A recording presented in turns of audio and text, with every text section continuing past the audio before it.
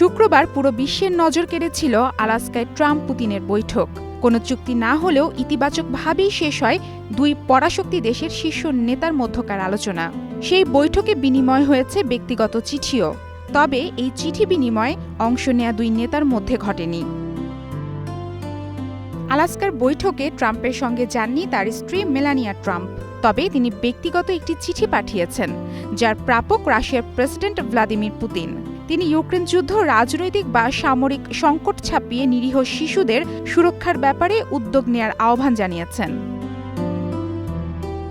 মার্কিন attorney general পাম বন্ডি শনিবার সামাজিক যোগাযোগ মাধ্যম এক্সে ফার্স্ট লেডির লেখা চিঠির একটি অনুলিপি প্রকাশ করেন। চিঠিতে শিশুদের লালন পালন ও সুরক্ষার প্রয়োজনীয়তা প্রসঙ্গ তুলে ধরে মার্কিন ফার্স্ট লেডি লিখেন, আমাদের চেষ্টা করতে হবে এমন এক মর্যাদাপূর্ণ পৃথিবী আঁকতে যেখানে প্রত্যেক আত্মা শান্তি নিয়ে জেগে উঠতে পারে আর ভবিষ্যৎ নিরাপদ থাকে। যুদ্ধ শুরুর পর ইউক্রেন অভিযোগ করে পরিবার বা অভিভাবকের অনুমতি ছাড়াই হাজার হাজার শিশুকে রাশিয়া বা রুশ অধিকৃত অঞ্চলে নিয়ে যাওয়া হয়েছে, যা জাতিসংঘের সংজ্ঞা অনুযায়ী গণহত্যার সমতুল্য যুদ্ধাপরাধ। তবে মস্কো বারবারই দাবি করে আসছে যে তারা যুদ্ধক্ষেত্র থেকে অসহায় শিশুদের সুরক্ষা দিচ্ছে।